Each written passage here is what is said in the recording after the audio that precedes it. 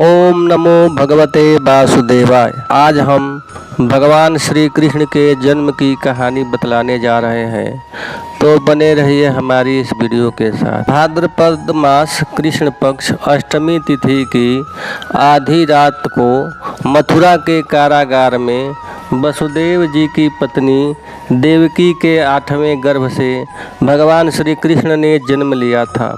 भगवान श्री कृष्ण के जन्म की इसी शुभ घड़ी का उत्सव पूरे देश में धूमधाम से हर साल मनाया जाता है।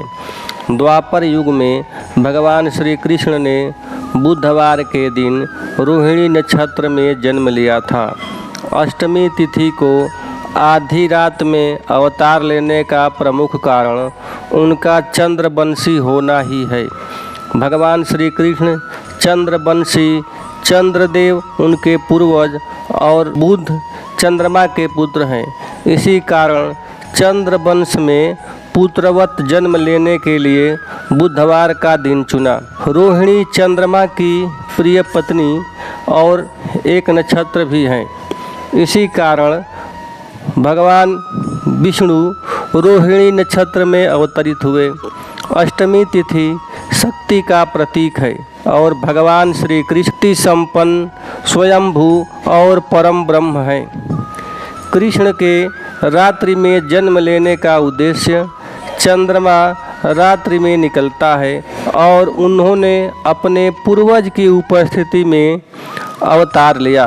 पूर्वज चंद्रदेव की भी अभिलाषा थी कि भगवान विष्णु मेरे कुल में श्री कृष्ण रूप में जन्म ले रहे हैं, तो मैं इसका प्रत्यक्ष दर्शन कर सकूं। इसी इच्छा को पूरा करने के लिए अष्टमी की रात में भगवान श्री कृष्ण ने अवतार लिया था। यह बात द्वापर युग की है, जब धरती पर अधर्म का बोझ बढ़ता जा रहा था। राक्षसों ने धरती पर हाहाकार मचा रखा था। इस बात से बहुत परेशान होकर धरती माता गाय का रूप धारण कर देवताओं के पास गई और उनसे कहा कि हे देवतागण, मेरी रक्षा करें। इस समय राक्षसों का आतंक मुझ पर बहुत बढ़ता जा रहा है, आप इन्हें ख़त्म करें। धरती माँ की इस बात का देवताओं के पास कोई समाधान नहीं था। इस पर उन्होंने ब्रह्मा जी के पास जाने का निर्णय लिया और धरती माँ के साथ सभी देवता ब्रह्मदेव के पास गए।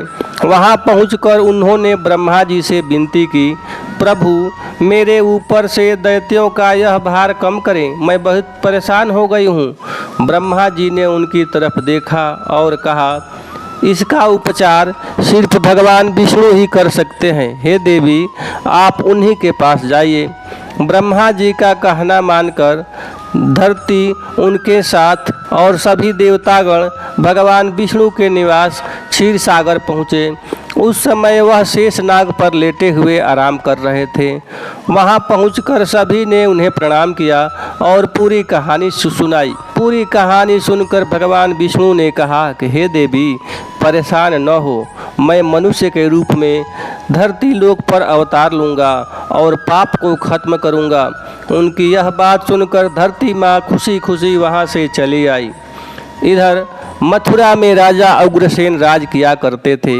वे दयालु राजा थे, लेकिन उनका बेटा कंस बहुत अत्याचारी और लालची था। उसे राजगद्दी का बहुत मोह था। एक दिन उनसे अपने बल से राजा उग्रसेन को सिंहासन से उतार कर जेल में डाल दिया और खुद राजा बन गया। लेकिन कंस अपनी बहन देवकी से बहुत प्यार करता था। एक दिन देवकी की शादी राजा सूरसेन के पुत्र वासुदेव के साथ हुई। शादी के बाद जब कंस देवकी को विदा करने लगा, तभी आकाशवाणी हुई कि देवकी की 8वीं संतान उसका वध करेगी। इतना सुनते ही कंस के पैरों तले से जमीन खिसक गई और उसने देवकी और वसुदेव को जेल में डाल दिया। इसके बाद वह सोचने लगा कि देवकी की 8 संतानों में कौन से नंबर का पुत्र मेरा वध करेगा। इस असमंजस के कारण उसने देवकी की सभी संतानों को मारने का निर्णय लिया। एक एक करके उसने देवकी की 6 संतानों को एक चट्टान पर पटक कर मार डाला। भगवान विष्णु की योजना के अनुसार शेषनाग देवकी की 7वीं संतान के रूप में जन्म लेने वाले थे। जब देवकी 7वीं संतान से गर्भवती थी तो देवताओं और भगवान ने तरकीब से उनका गर्भपात करवा दिया। साथ ही उस संतान को वासुदेव की पहली पत्नी रोहिणी के गर्भ में पहुंचा दिया गया था। बाद में इस संतान को श्री कृष्ण के बड़े भाई बलराम के रूप में जाना गया। इसके बाद भाद्रपद मास के कृष्ण पक्ष की अष्टमी तिथि को रोहिणी नक्षत्र में देवकी की 8वीं संतान ने जन्म लिया।